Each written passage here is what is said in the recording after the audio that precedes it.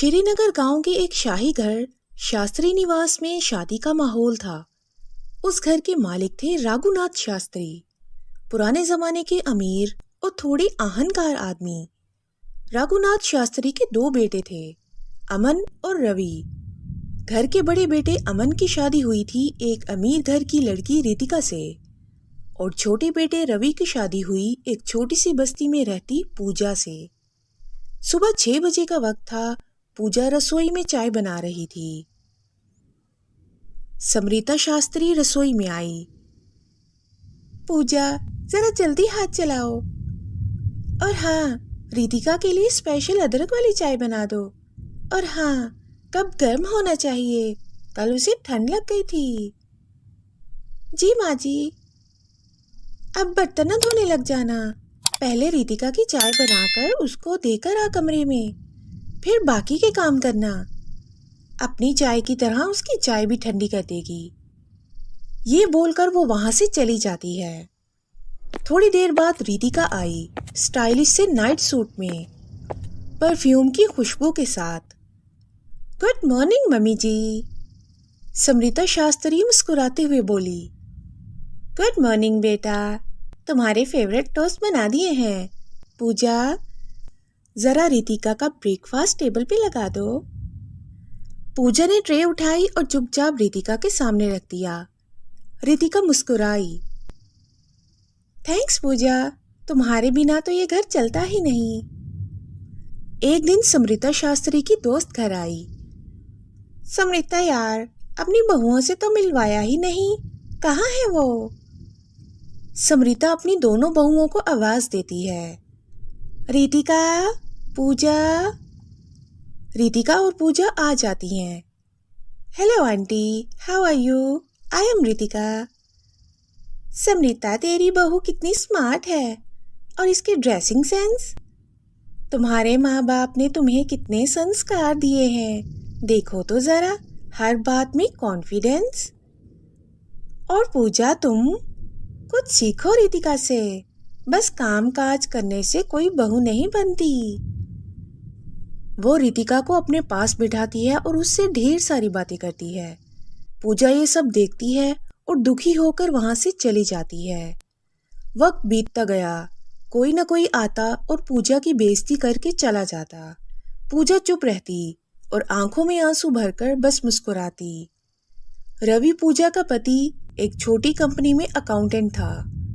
उसके पास पैसा नहीं था, पर दिल बड़ा था। रवि रात को जब घर आता तो पूछता, तुम थक गई होगी, चलो थोड़ा बैठो मेरे पास। पर तब तक पूजा थक कर बिस्तर पर गिर जाती। मैं ठीक हूँ रवि, बस थोड़ा काम ज्यादा हो गया आज। उसके दिल में कभी कभी ख्याल आता, क्या मैं इस घर में सिर्फ नौकरानी हूँ? क्या गरीबी सिर्फ पैसे में होती है या इज्जत में भी? एक दिन पूजा की माँ ने फोन किया। बेटा, कैसी हो?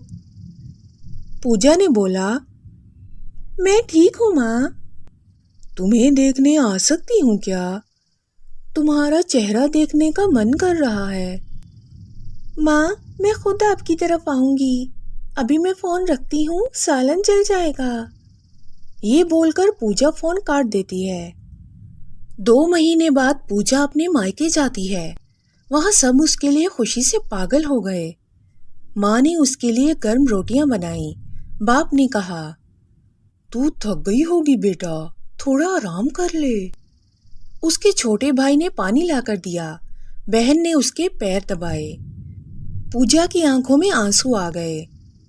माँ, यहाँ सब मेरा कितना ख्याल रखते हैं, वहां तो कोई पूछता भी नहीं। माँ ने उसको सहलाया और बोली, बेटी, ससुराल में हर लड़की परीक्षा देती है, पर तू हिम्मत मत हारना। जहाँ इंसान गरीब होता है, वहाँ इज्जत भी इम्तिहान लेती है। पूजा ने माँ की गोद में सर रखा और सो गई, जैसे सालों बाद ऐसा सुकून मिला हो। एक दिन घर में रात को सब खाना खा रहे थे। रितिका ने कहा, मम्मी जी, मुझे ऑफिस ट्रिप पे जाना है 1 हफ्ते के लिए। मिसेस शास्त्री ने मना कर दिया। बहू घर छोड़कर नहीं जाती। ये सब कॉर्पोरेट फैशन हमारे घर में नहीं चलता। रितिका चुप हो गई, पर अंदर से जलन और गुस्सा उभर गया। अगली सुबह जब रितिका अपने कमरे में सो रही थी, रितिका एक फोन कॉल लीक हो गया। उसके फोन में एक अनजान आदमी के मैसेजेस थे और सब देख लिए सुसर जी ने। घर में तूफान मच गया। सुसर जी चिल्लाए, ये है तुम्हारी संस्कारी बहू। मिसेस शास्त्री का चेहरा सफेद पड़ गया। रितिका रोती रही, पापा जी प्लीज, आप गलत समझ रहे हैं। उस दिन रितिका से सब मुंह मोड़ गए। जिस बहू को सब प्रिंसेस बुलाते थे, उसे एक पल में बदतमीज कह दिया गया। जिसे कल तक कोई पूछता नहीं था, पूजा सबके लिए चाय ले गई, घर संभाला और सबको शांत करने की कोशिश की। समृता शास्त्री ने पहली बार उसकी तरफ देखा। पूजा बेटा, तुम बहुत समझदार हो। पूजा ने सिर्फ इतना कहा, मैं बस अपना फर्ज निभा रही हूँ माँ जी। अगले दिन घर में शांति थी। रितिका अपने कमरे में रो रही थी। पूजा वहीं गई, उसके पास बैठी और बोला, रितिका, गलती सबसे होती है, पर तुझे संभालने के लिए कोई होना चाहिए ना। मैं तेरी बहन जैसी हूँ, बोल क्या हुआ। रितिका रोती रही, तुम समझ नहीं सकती पूजा, मैं प्रेशर में थी। मम्मी जी हमेशा कंट्रोल करती थी, मुझे आज़ादी चाहिए थी। पूजा ने उसका हाथ पकड़ा, अमीर हो या गरीब, बहू सबकी एक जैसी होती है। फर्क बस इतना है कि किसी का ख्याल ज्यादा रखा जाता है और किसी का कम। ये सुनकर रितिका और भी रो पड़ी। उस दिन घर में पहली बार दोनों बहुएं एक साथ बैठीं, बिना भीड़ भाव के। कुछ महीने बाद सब बदल गया। रघुनाथ शास्त्री ने सबके सामने कहा, पूजा ने इस घर को टूटने नहीं दिया। आज मैं मानता हूँ, इज्जत पैसों से नहीं, दिल से मिलती है। पूजा चुपचाप मुस्कुराई। रितिका ने उससे कहा, तुमने मुझे दिखाया कि एक गरीब बहू भी सबसे अमीर हो सकती है, अपने प्यार और सब्र से।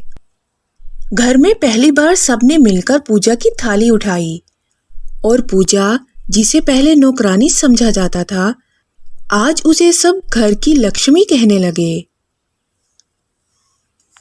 कैसी लगी आपको ये कहानी? अगर आपको ये कहानी अच्छी लगी है तो इस चैनल को सब्सक्राइब कीजिए।